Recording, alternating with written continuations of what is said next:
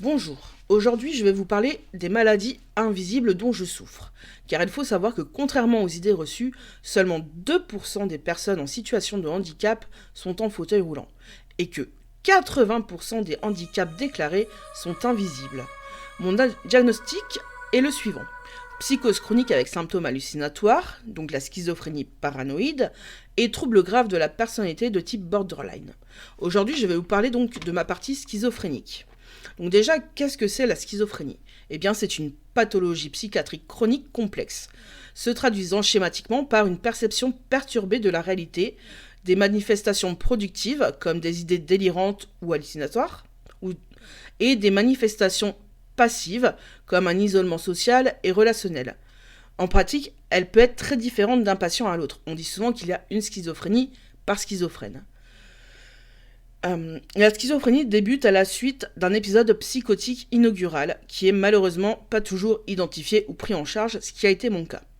Elle suit ensuite une évolution fluctuante avec des symptômes chroniques auxquels se surajoutent parfois des phases de psychose aiguë. Donc on peut se stabiliser avec un traitement, bien sûr, et une prise en charge de la maladie par l'équipe soignante, donc les psychiatres, les infirmiers psy, et tout ce qui va avec. Donc il faut savoir que le schizophrène, contrairement aux idées reçues, n'est pas un psychopathe, et il est surtout dangereux pour lui-même.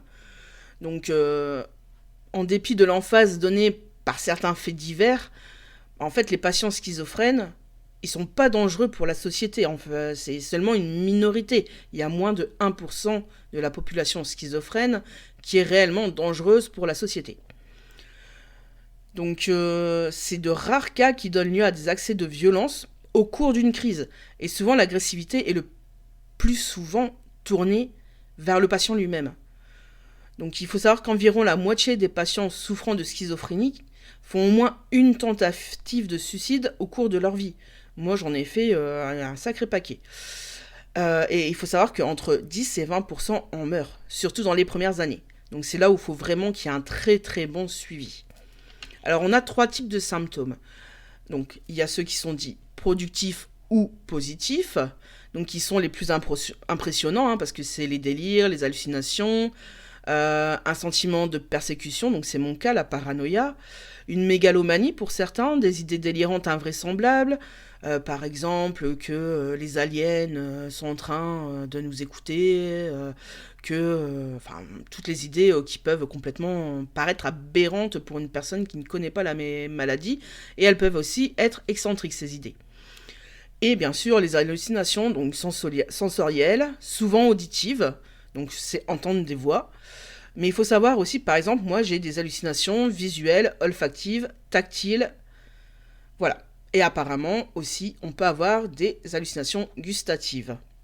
Donc ensuite, il y a les symptômes négatifs, dits déficitaires. Donc ça correspond à un appauvrissement affectif et émotionnel. Donc on se met en retrait, on s'isole progressivement du cercle familial, amical, social, de moins en moins de communication, une volonté limitée et manifeste, une émotivité réduite. Donc on présente aussi moins d'intérêt et de volonté et davantage d'apathie, ce qui peut ressembler à une dépression. Donc souvent, quelques schizophrènes sont diagnostiqués dépressifs parce que c'est les symptômes qui vont plus ressortir. Ensuite, il y a les symptômes dissociatifs qui, eux, correspondent à une désorganisation de la pensée, de la parole, des émotions et du comportement corporel. Donc la cohérence et la logique du discours et des pensées sont perturbées, ce qui m'arrive régulièrement quand le traitement ne fait plus effet. Donc le patient est moins attentif, présente des difficultés à se concentrer, mémoriser, comprendre ou se faire comprendre. Donc on peut aussi avoir des difficultés à planifier des tâches simples, comme faire un travail ou des courses, ou tout simplement le ménage. Donc ce qui peut être une source de handicap majeur dans la vie quotidienne. Donc voilà pour la schizophrénie. Ce que je voulais vous faire écouter aussi, donc c'est, j'ai téléchargé un son qui vous permet de comprendre ce qu'un schizophrène entend quand il entend des voix. Donc je vous laisse écouter, je vais pas vous mettre toute la longueur de l'extrait, mais vous allez voir que c'est quand même assez perturbant. Parce qu'il faut savoir que par exemple, moi les voix, malgré le traitement, je les ai en permanence, à plus ou moins forte intensité. Donc quand je vais très mal, c'est comme si on me hurlait dans les oreilles, littéralement.